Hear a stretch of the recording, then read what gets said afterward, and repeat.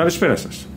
Συχνά παρατηρείται το φαινόμενο όταν αλλάξουμε τη γραμμή μας από μία απλή ADSL και πάμε σε οπτική ίνα, κάποιες συσκευές μας, το λάπτοπ μας, ο ηλεκτρονικός μας υπολογιστής, να μην μπορεί το Wi-Fi του να συγχρονιστεί με το καινούριο router. Με αποτέλεσμα να μην έχουμε καθόλου ασύρματη σύνδεση στον υπολογιστή μας.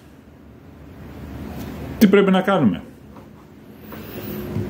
Πρέπει να πάμε να αγοράσουμε ένα απλό USB stick, το οποίο να είναι συμβατό με το καινούριο router.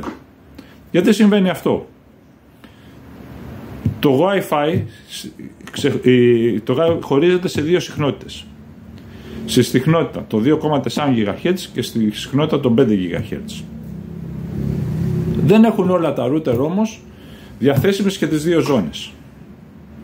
Τα καινούργια router όλα συγχρονίζουν στα 5 GHz. Με αποτέλεσμα οι παλιές συσκευές που είναι στα 2,4 να μην βλέπουν καθόλου το ασύρματο δίκτυο. Με μια απλή κίνηση και αγοράζοντας ένα USB Wi-Fi, το οποίο είναι συμβατό στα 5 GHz, να μας δίνει τη δυνατότητα να συνδεθούμε και να δουλέψουμε κανονικά. Σας ευχαριστώ πάρα πολύ.